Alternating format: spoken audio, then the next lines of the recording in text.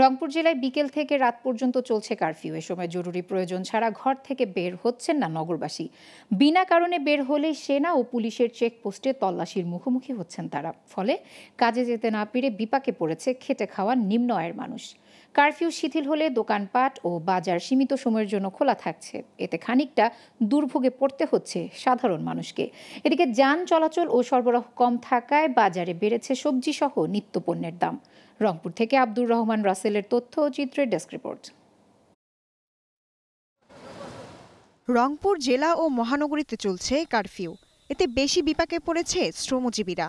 সময় মতো ঘর থেকে বের হতে না পারায় মানবেতর দিন কাটছে রিকশা ও ইজি বাইক চালকদের। সেই সাথে দোকানপাট ও কাঁচা বাজার ২-৩ ঘন্টার জন্য শিথিল থাকলেও আবার বিকেল ৫টার পরে বন্ধ হওয়ায় খানিকটা ভোগান্তিতে পড়েছে নগরবাসী।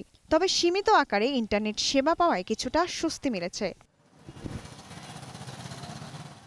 এদিকে সকাল ১১টা থেকে বিকেল ৩টা পর্যন্ত অফিস আদালত খোলা থাকলেও তেমন কোনো গুরুত্বপূর্ণ কাজ হচ্ছে না বলে মনে করছেন নগরবাসী।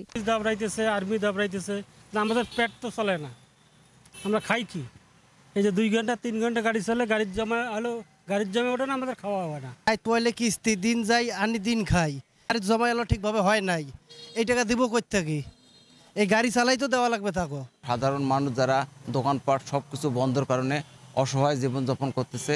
স্কুল কলেজ মাদ্রাসা সব বন্ধর কারণে লেখাপড়ার ক্ষতি হচ্ছে। কার্বোটা যদি তুলে নেওয়া হয় তাহলে আমরা এবং আরো আমাদের মতো আরো অন্যান্য রিক্সাওয়ালা বা অটোওয়ালা যারা আছে সবাই ভালো থাকবে আশা করি। অন্যদিকে সরবরাহ কমে যাওয়ায় বাজারে নিত্যপণ্যের দামও বেশ চড়া। বিক্রেতারা বলছেন ঠিকমতো গাড়ি না চলায় আড়তে পণ্য আসছে না। তবে পরিস্থিতি স্বাভাবিক হলে দাম কমে আসবে বলে জানান তারা। এই মাল নিয়ে এসে মাল বেচতে পারি নাই, এখন মালটা বেচতে না পারলে আমার লস, কাঁচা মাল নষ্ট হয়ে যাবে।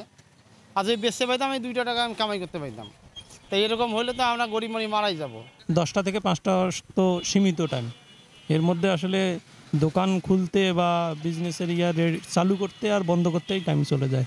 আমরা চাচ্ছি যত তাড়াতাড়ি এটা সরকার এটা একটা ভালো পর্যায়ে নিয়ে এসে মীমাংসা করা উচিত, যাতে আমরা এই দুর্ভোগ থেকে মুক্তি পাই। এদিকে রংপুরের আইন শৃঙ্খলা ঠিক রাখতে নগরবাসীর সহযোগিতা চেয়ে পুলিশ কমিশনার জানান, নিরাপত্তা নিশ্চিতে কাজ করছে আইন শৃঙ্খলা বাহিনী। যাতে করে আর অবস্থার অবনতি না হয় সেটার জন্য আমরা পর্যাপ্ত ব্যবস্থা নিচ্ছি। আমরা এখানকার সাধারণ নাগরিক, রাজনৈতিক সাংবাদিক সকলকে অনুরোধ করি যে নগরের নিরাপত্তার দায়িত্ব আমাদের সকলের, আমরা সকলে মিলে এই দায়িত্বগুলো পালন করি। তবে সব সংকট দূর হয়ে শিগগির স্বাভাবিক হবে রংপুর সহ গোটা দেশ, এমনটাই প্রত্যাশা রংপুরবাসীর।